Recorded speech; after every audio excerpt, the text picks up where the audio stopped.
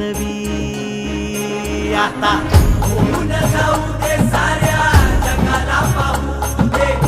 पडू दे पाऊल पुढं जरी काट पाया खाली लाख येळा येऊ दे